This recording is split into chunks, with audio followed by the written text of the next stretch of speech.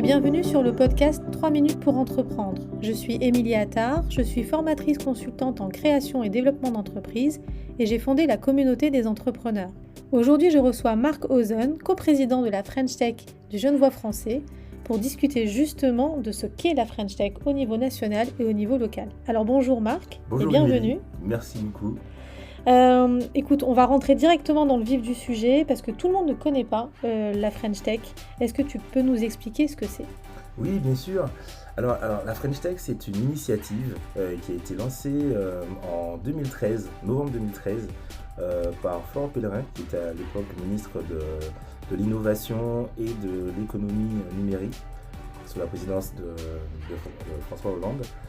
Et la volonté, ou l'enjeu, je dirais, c'était de faire face au développement très fort des GAFAM. En fait, des champions du numérique aux États-Unis.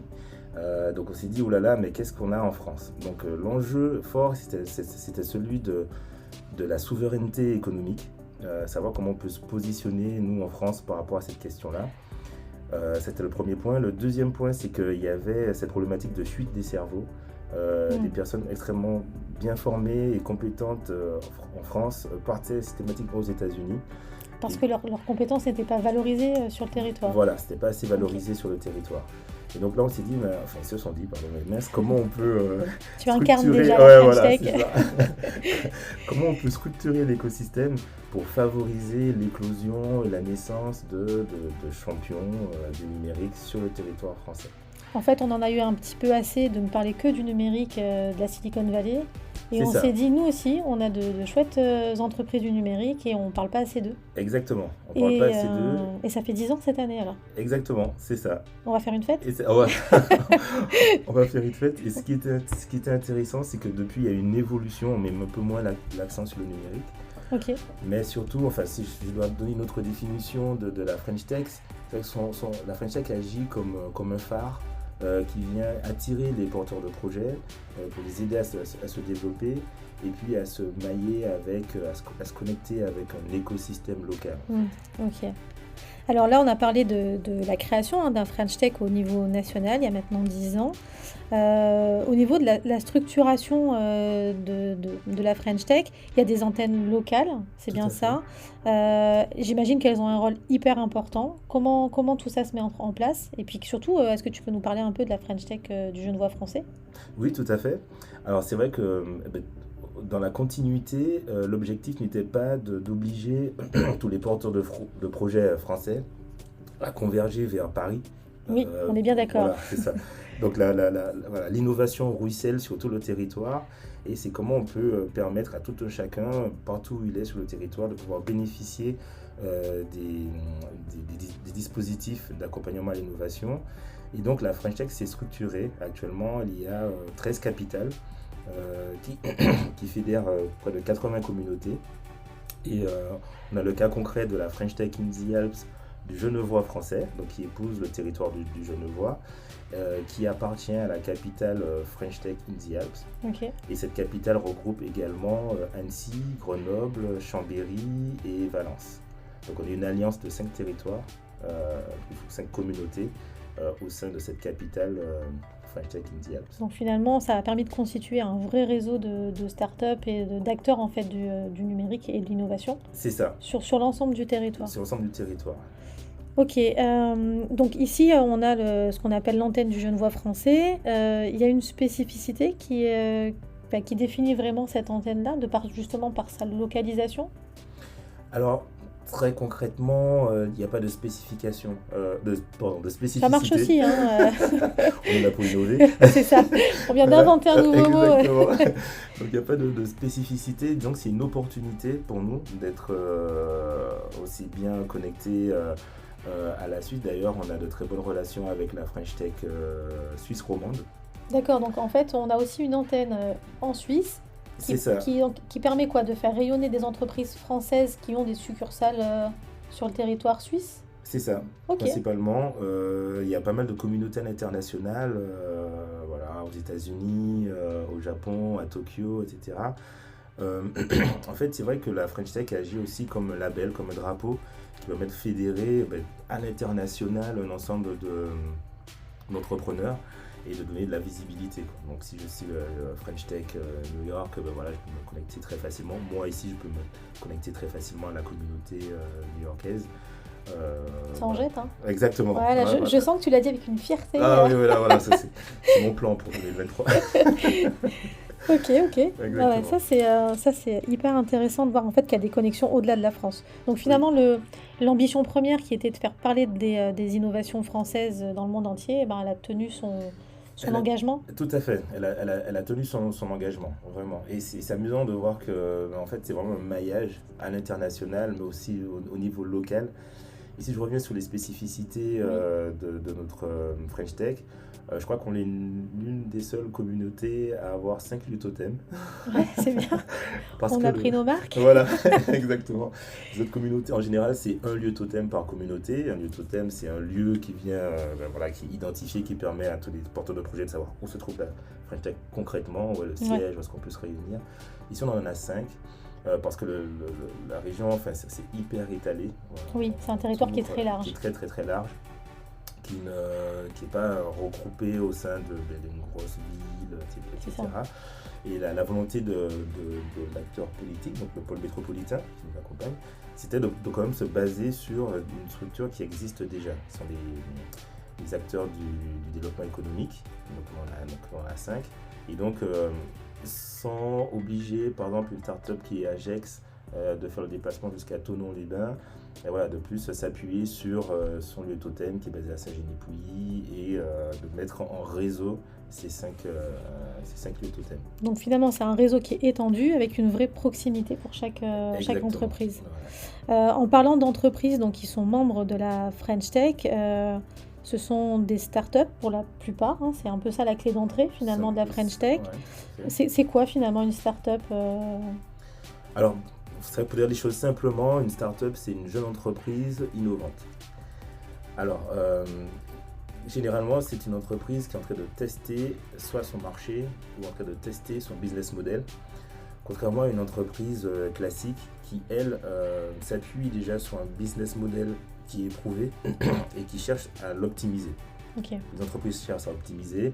La start-up, elle est encore un peu en train de se jauger. Dans une phase de recherche et développement permanente. Okay. Donc ça nécessite généralement des fonds. C'est la raison pour laquelle très souvent il y a des startups qui lèvent des fonds. Mais voilà, on va dire que la différence entre la start-up et l'entreprise, c'est vraiment au niveau du business model qui est, comme tu disais, en recherche permanente. Et du coup, de ce fait, une start-up est vouée, si je peux m'exprimer ainsi, à une forte croissance. C'est un peu ça l'idée aussi. C'est un peu ça l'idée, ouais. Sur une durée très courte par rapport à une entreprise plus classique. Oui. Ok.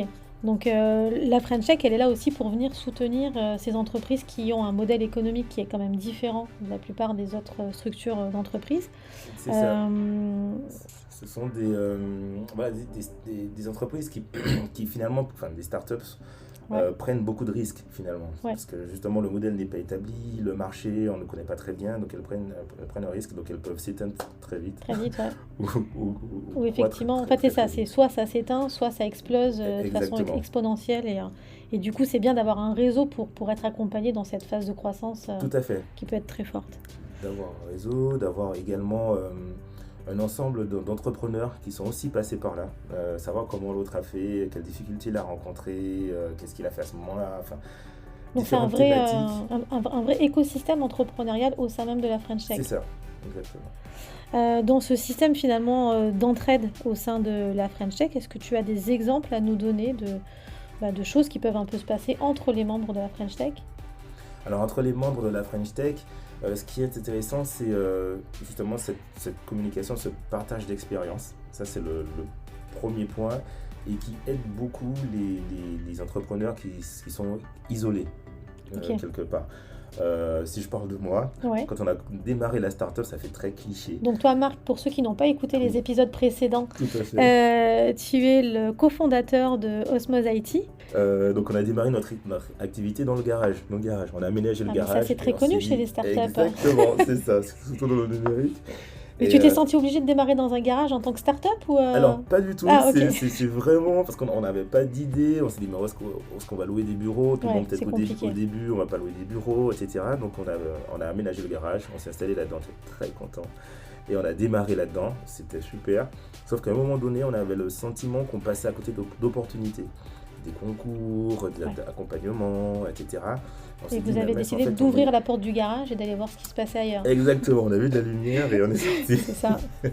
Donc voilà, donc c'est la mise en réseau. Donc on a rencontré pas mal d'autres start-upers qui étaient au même stade que nous.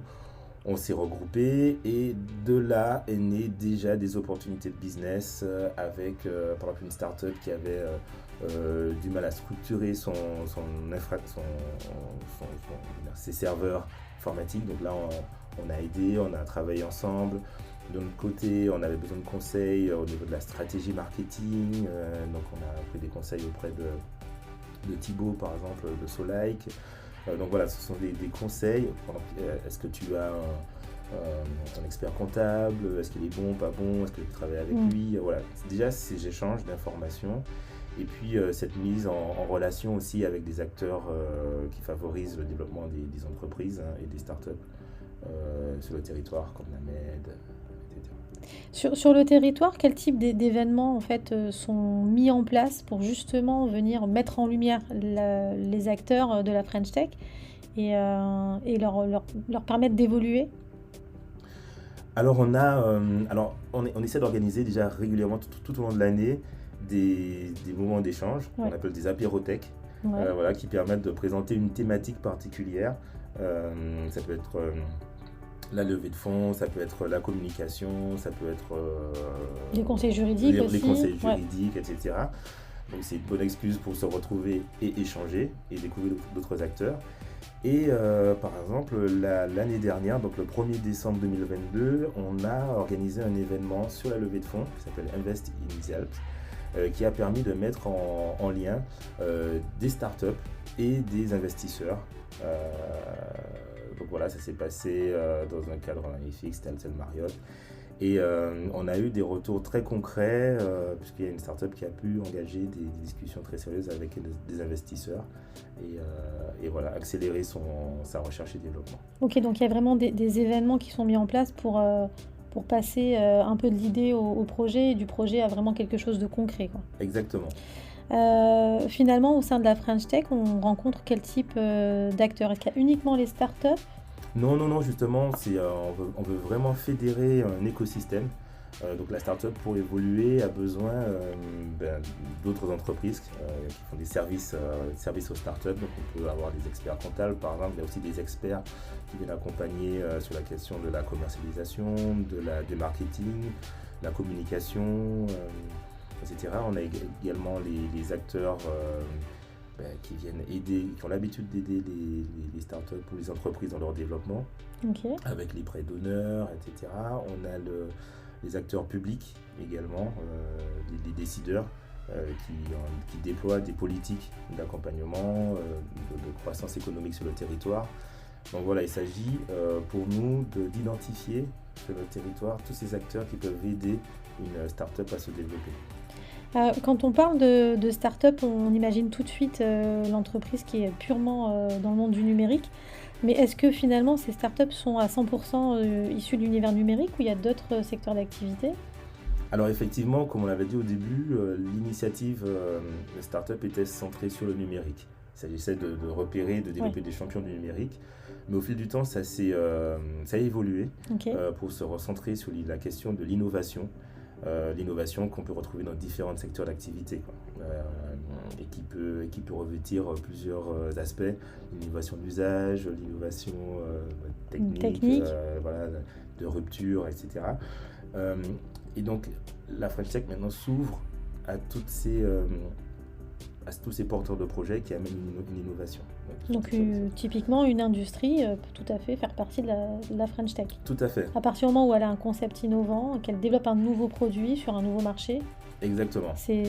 ça rentre dans le modèle de la French Tech. Ça rentre dans le modèle. Et pour la petite histoire, donc Station A, qui est l'une de Un des lieux totems. un des lieux totems, tout à fait, qui est basé à Archamps. Archamps, en Haute-Savoie. Haute-Savoie, exactement. On avait démarré toutes ces activités, ces événements autour de la French Tech, qui à l'époque était plus centré sur le numérique. Et on hébergeait à Station A une jeune entreprise qui réalisait des savons. Ok. Voilà, des savons, voilà, mais elle innovait dans sa façon de créer le savon. Elle utilisait des matériaux qui étaient différents, fait des matières, et même des fois elle se promenait dans le parc à la recherche de senteurs différentes. Génial. Et je me rappelle qu'on s'était posé la question de savoir, mais est-ce qu'elle peut faire partie de la French Tech? Et au début, la réponse était non, parce que c'est pas numérique. C'est pas numérique. Et avec le recul, on voit que c'était une erreur fondamentale, parce qu'elle innovait au quotidien.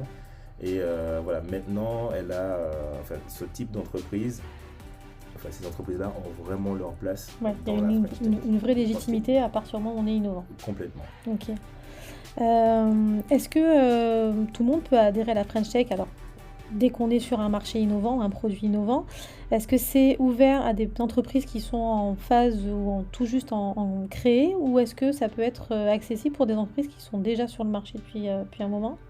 Oui, effectivement, on a toutes les entreprises, qu'elles soient le stade de développement, sont bienvenues à la French Tech. Pour plusieurs raisons. Il y a les entreprises qui amènent un produit innovant, voilà, donc ça, il n'y a pas de souci. Et puis il y a des entreprises qui peuvent également accompagner les porteurs de projets, soit parce qu'elles ont des infrastructures qui permettent de tester, ou d'accompagner, etc., ou donner des conseils. Donc c'est pour ça que franchement toutes les entreprises, dès lors qu'elles sont sensibles à cette question d'innovation, soit en tant que porteurs d'innovation ou souhaitant accompagner l'innovation, eh bien elles sont bienvenues à la French Tech. Alors Marc, j'ai un peu travaillé avant de faire ce podcast, donc je suis allée voir un peu. Ouh là là. Ouais, un petit peu. Et j'ai noté que il existait en fait des dispositifs spécifiques d'accompagnement au sein même de la structure de la French Tech au niveau national. Et moi, j'ai noté ce qu'on appelle la French Tech tremplin. Alors, Oui. je suis un petit peu curieuse de savoir ce que c'est. Tout à fait. Alors c'est intéressant parce que là aussi ça fait partie des évolutions de la French Tech. Au départ, il s'agissait de créer des champions, des acteurs, voilà, des champions, mais on s'est vite aperçu que on s'adressait qu'au même type, qu'au même profil de porteurs de projet. C'est-à-dire quoi? Je sors des grandes écoles. Voilà, je sors des grandes écoles, j'habite dans les grandes villes, voilà, je suis plutôt aisé, entre guillemets. Bien sûr, je comprends. Et pareil, l'innovation est partout. Donc la volonté de French Tech Tremplin, c'est d'aller chercher tous les profils disponibles dès lors qu'ils ont envie de créer. C'est d'accentuer et renforcer la diversité au sein de la French Tech et voilà, d'avoir un dispositif qui soit plus englobant. Voilà. Ouais. Et donc, il faut pouvoir accompagner ces acteurs qui au départ pensent que l'entrepreneuriat c'est pas pour eux. Donc voilà, donc Tremplin, c'est pour ça, pour aller chercher tous ces entrepreneurs donc, qui répondent à des critères économiques ou géographiques et à leur dire écoutez, l'entrepreneuriat ça peut être pour vous également. Donc ce que Tremplin, c'est un dispositif en deux parties, et la première partie par exemple c'est de pouvoir tester, de permettre à un porteur de projet issu de quartiers politique de la ville, merci, de dire écoute, tu peux venir tester ton projet, savoir s'il est viable, et surtout toi, est-ce que tu as ce profil d'entrepreneur, ou est-ce qu'on peut te donner les billes pour avoir cette dimension et avancer dans ton projet. La French Tech va dénicher des nouveaux talents alors. Exactement. Okay. Et c'est vraiment c'est notre volonté. On va parler de la feuille de route peut-être, mais c'est d'aller chercher tous ces profils et leur dire vous aussi, vous pouvez également être d'une très grande aide. Et être mis en lumière comme n'importe qui d'autre sur le territoire. C'est ça. La French Tech, elle est finalement engagée sur certaines causes qui sont par ailleurs des causes nationales. Je pense notamment à la parité homme-femme. Ça se passe comment finalement, concrètement au sein de la French Tech ? Alors effectivement, il y a un dispositif qui a été créé et qui vise à favoriser cette parité. Donc ça s'appelle Pacte Parité, voilà, qui a été signé actuellement par des startups qui font partie du dispositif French Tech 40 et French Tech 120. Donc associé rapidement, ce sont les 40 ou les 120 startups qui ont été identifiées comme potentielles championnes au niveau mondial. Donc leur dire, écoutez, est-ce que vous engagez à respecter différents critères pour favoriser la parité? Et l'un de ces critères, donc, c'est s'assurer qu'il y a au moins 20% de femmes dans les conseils d'administration, qu'il y ait en permanence une sensibilisation sur la question de la parité au sein de l'entreprise, et par exemple tout simplement que les fiches de poste soient à destination des femmes et des hommes. C'est déjà une bonne base. Exactement, c'est une bonne base. J'espère qu'on ira un petit peu plus loin sur ces sujets-là, oui, mais on va dire qu'au moins c'est une cause qui va s'intégrer factuellement sur la feuille de route de la French Tech. Tout à fait, et même au niveau de la capitale, par exemple, la présidente c'est une femme, Julie Huguet. De notre communauté, la coprésidente est une femme, Caroline Boutillon-Duflo, et dans le prochain board, nous allons retrouver plusieurs femmes. J'espère bien. Voilà. Donc voilà, c'est une question qui nous tient à cœur. Non, effectivement, j'intégrerai, si tout se passe bien, le board de la French Tech du Genevois français dans les mois qui arrivent. Et j'en suis ravie. Une femme de plus. Merci, Émilie. Comme ça, on pourra enregistrer encore plein de podcasts. Voilà. Donc c'est parfait. Si tu le veux bien, Marc, on va terminer avec la feuille de route. C'est un petit peu tout ce qui va se passer pour la French Tech sur les années et les mois à venir. Qu'est-ce que tu peux nous expliquer là-dessus ? Alors oui, effectivement, on a des priorités qui ont été fixées et qui vont être déclinées en différents événements. Donc les priorités sont issues d'une enquête qu'on avait menée l'année dernière avec un dispositif qui s'appelle Panorama. On donne la parole aux membres, savoir qu'est-ce qu'elles recherchent, etc. Et ce qui était remonté en numéro 1, c'est la recherche de financement. Ouais. Donc voilà. Donc notre volonté en 2023, c'est d'accompagner les startups dans leur recherche de financement, levée de fonds par exemple, en organisant un événement phare sur l'ensemble du territoire au niveau régional, mais aussi pourquoi pas de décliner en fonction du secteur d'activité ou au niveau du montant recherché. Est-ce qu'on s'adresse à des investisseurs, à des business angels, etc. Donc il y a ce premier aspect-là aussi à mettre en place, donc l'accompagnement au développement via le financement. L'autre priorité, c'est de développer cette question du RSE, donc la responsabilité sociétale des entreprises.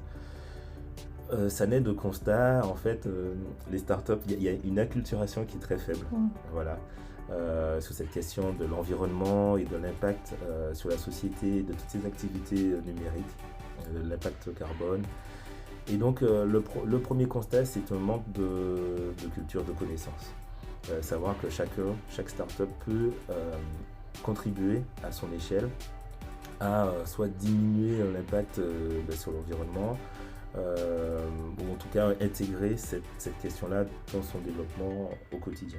Mais je m'excuse, je te coupe parce que c'est une réflexion que je me suis faite. Ça veut dire quoi concrètement? Qu'un dirigeant ou une dirigeante de start-up qui est derrière son écran n'a pas toujours conscience de l'impact de son activité sur le climat. C'est non, ça pas en du fait. tout. C'est exactement ça. Okay. C'est exactement ça. De toute façon, c'est une question qui est assez récente, même si oui, on en parle. C'est pas propre à la French Tech, on est d'accord. Exactement. Donc on retrouve aussi ce retard, en fait, ce manque cette prise de conscience qui est tardive au niveau de nos membres, je dirais même au niveau de la French Tech. Et donc là, par exemple, l'année dernière, on a organisé un événement majeur qui s'appelait 2 jours pour l'impact, qui a eu lieu à Grenoble et Annecy, qui avait d'une part la volonté de sensibiliser tout l'écosystème à ces questions-là et de mettre en lien des industries qui sont peut-être, elles, déjà plus sensibilisées parce qu'il y a une volonté du gouvernement d'aller dans ce sens, et de mettre ces industries en lien avec des startups qui proposent des solutions innovantes pour atteindre plus rapidement les objectifs qui ont été fixés. Donc l'objectif 2023, c'est de renforcer ce type d'événement et aussi de renforcer la communication pour qu'il y ait une prise de conscience plus rapide. Ok. Voilà. C'est une feuille de route qui est hyper chargée finalement et qui est pleine d'ambition. Oui, tout à Donc, fait. qu'est-ce qu'on peut se souhaiter? Qu'il y ait encore plus de membres au sein de la French Tech pour accompagner cette feuille de route-là. Exactement. Plus de membres, ça on est toujours preneur, on aime la diversité, on aime la diversité des projets, mais aussi des porteurs de projets. Ouais. Et voilà, qu'on continue à faire rayonner tout cet écosystème pour faire naître encore beaucoup de champions, beaucoup de startups. Alors, si l'univers de la French Tech vous intéresse et que si vous avez vraiment, vraiment envie, j'espère qu'on vous a donné l'envie aujourd'hui de faire partie de la French Tech, on vous mettra les liens d'inscription et d'information directement en description du podcast. Merci beaucoup, Marc, Merci Émilie, c'est pour un ce grand deuxième plaisir. podcast avec toi. Ouais. Et j'espère qu'il y en aura encore d'autres sur d'autres thématiques peut-être. Merci pour votre écoute et à très bientôt. Merci à vous d'avoir écouté cet épisode hors série du podcast 3 minutes pour entreprendre. On retrouvera Marc Ozon dans un prochain épisode qui nous expliquera son activité Osmose IT. À très bientôt.